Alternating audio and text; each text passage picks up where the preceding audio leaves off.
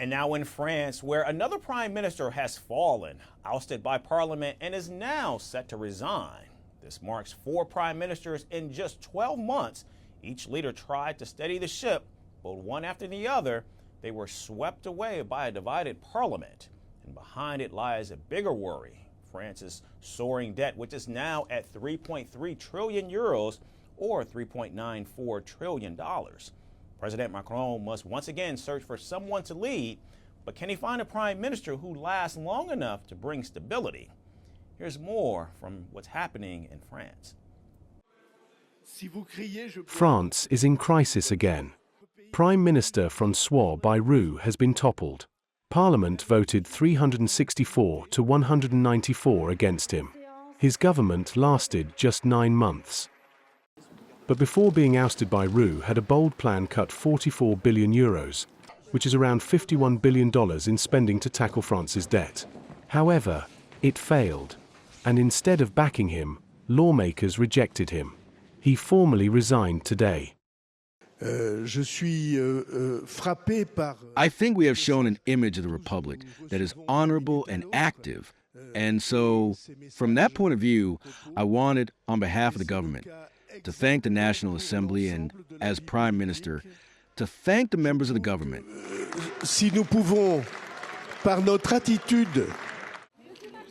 Now the pressure is on President Emmanuel Macron. He must pick a new Prime Minister. This will be his 4th in just a year and his 7th since he began his 2nd term. His previous choices, Gabriel Attal and Michel Barnier, also fell to no confidence votes. France has rarely seen such repeated government collapses. And now, Macron needs someone who can survive in a fractured parliament. But Macron's struggle is not just to find a new prime minister. The sword of resignation is hanging on his head too. After Bayrou was ousted, several unionists gathered in the French province of Clermont-Ferrand. The protesters cheered the no-confidence vote in the parliament. And while toasting with beer and wine, they called for the French president's resignation. Well, what we're waiting for is change, obviously. What we're waiting for is change. Now that the change of the prime minister is a done deal, they need to get rid of what's higher up. And that's a message for Macron. Now, Macron's resignation pitch stems from last year. His gamble to dissolve the National Assembly in June 2024 backfired. Back then, he hoped to strengthen his centrist bloc. Instead, the parliament is left divided. And Bayrou's downfall shows why. France's deficit hit 5.8% of GDP last year, far above the EU target of 3%. Public debt now stands at 3.346 trillion euros, which is about $3.94 trillion US dollars, or 114% of GDP. Debt servicing takes up 7% of the budget. Which means, without change, France risks losing its economic freedom. But who could replace him, the Prime Minister? Macron could choose someone from his cabinet, like Justice Minister Gérald Darmanin or Defense Minister Sébastien Lecornu. And another idea is cohabitation.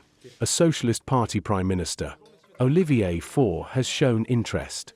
But with Parliament so split, any government faces the same danger as Bayrou's. Within this perimeter, which is that of the left that wants to govern, it is up to him to choose the prime minister, who will have his approval, and who will then, on the basis of what we have defined, be able to govern and move forward, because that's the name of the game. There's a proposal on the table. It certainly offers a different perspective on the future, and I think it deserves to be discussed. On the other hand, calls for snap elections are growing. Far-right leader Marine Le Pen wants Macron to dissolve the assembly. Even far-left Jean-Luc Mélenchon is calling for him to resign. But Macron has vowed to stay in office until 2027. France is now facing a perfect storm: rising debt, a divided legislature, and protests at home. The next prime minister will inherit a poisoned chalice, tasked with passing a tough budget and keeping the government alive. The big question is, can Macron find someone who can last, or is France headed for yet another snap election? Time is running out, and the next move may define the rest of his presidency.